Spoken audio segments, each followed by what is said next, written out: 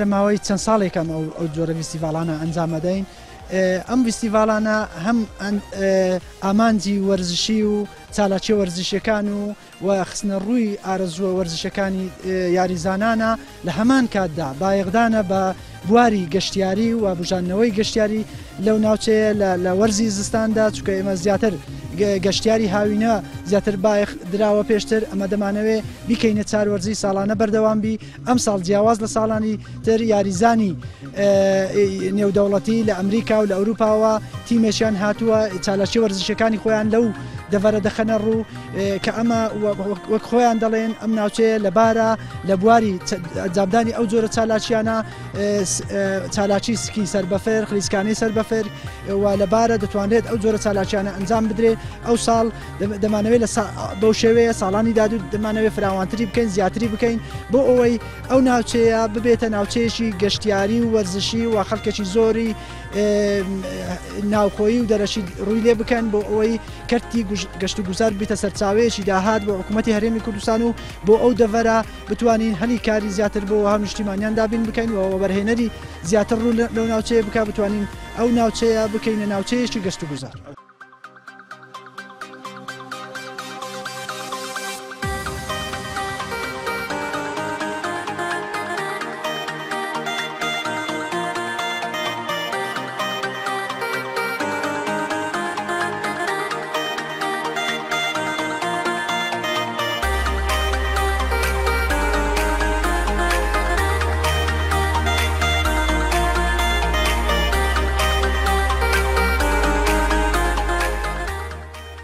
ئەمە بۆ سێم ساڵە فیستیڤالی خلیسکانی بەفر لە سنووری قەزای چۆمان ئەنجام دەدرێت بە هاوکاری گەشت و گوزاری هەولێر و گەشت و گوزاری چۆمان بە یەکەوە ئەم فیستیڤاڵیان ئەنجام داوە. لەم ساڵدا چەند یاریزانێکی بیانی بەشدارن وەکو یاریزانی ئەمریکی و ڕووسی، ئەوانە جگەلەوەی پێشبڕچی خلیسکانی سەربەفر ئەنجام دەدەن و هەروەها چەند نمایشێکی جۆراوە جۆر لێرە ئەنجام دەدەن. جگەلەوەش ڕاهێنان بە تیمەکانی خۆمان دەکەن، چونکە جگە لەو تیمە بیانیانە تیمی شاری پێنجوێن هەروەها تیمەکانی قەزای چۆمانیش بەشدارن.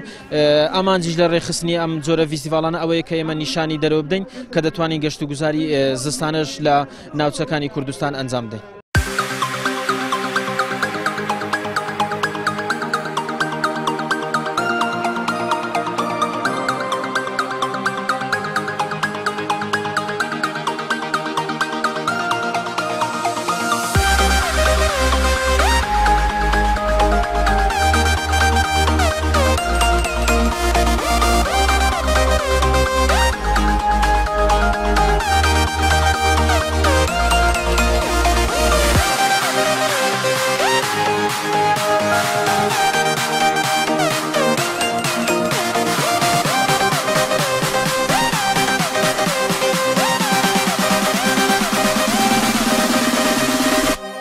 Islau Barresan, من مامۆستای خێخواسیم لە سلێمانی ناوم ئەندریاس لە سویسرا هاتووم و 11 ساڵ لە سلێمانیەژیم.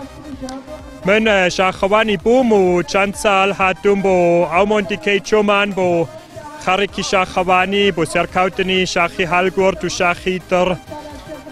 ئەمڕۆ دووەم ساڵ هاتووم بۆ مۆنتیکەی چۆمان بۆ خینیسکەینە سەبەفر بۆ فێستیڤالی بەفر.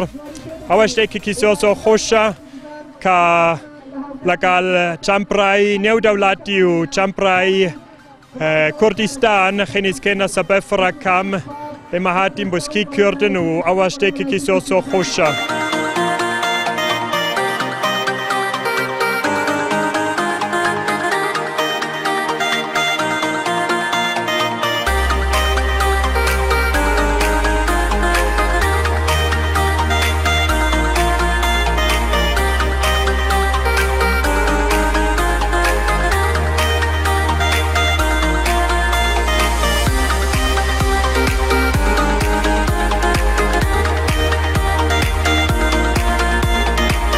چاکو کچاکی کرد من باشداری فستیوال خلیسکاندنا سربافری کری از السوران هاتی بو گروپی چومانم انشالله پلی کم دست هینم راستی ام هاتی نپال اجنبی بزانین اجنبیش بزانه کچت کردیش وکن توانو هسته های کو بشن هر چیاریه که انجام بدن.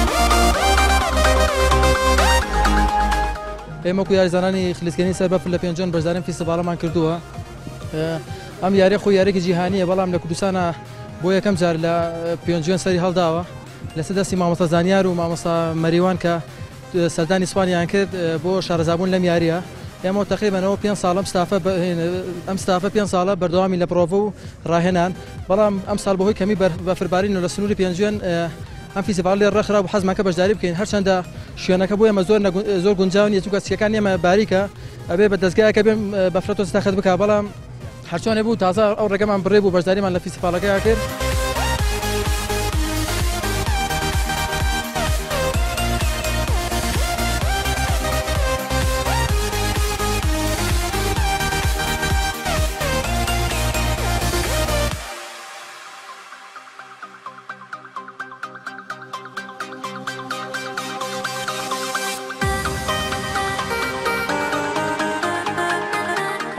My name is Ben. I'm from Australia. I'm part of the Shaman Backcountry Ski Club, and yeah, I'm very happy to be here in Kurdistan skiing.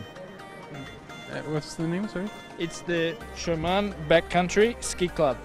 وقدارة أو تيمي Shaman Backcountry Ski Club. لا which country you come from? Australia. لا أستراليا وهاتوا بو مسابقة لفانا.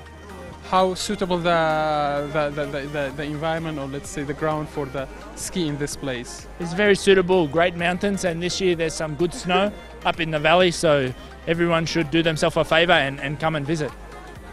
زۆر گونجاوە بە تایبەتی لە خوارەوە لە سەدۆڵەکە لەوێن دەرێ جێگەکە بەفری باشی هاتووە ئەو ساڵەکە پێویستە هەموو خەڵک بێت و لێرە سکی بکاتن لە کوردستان.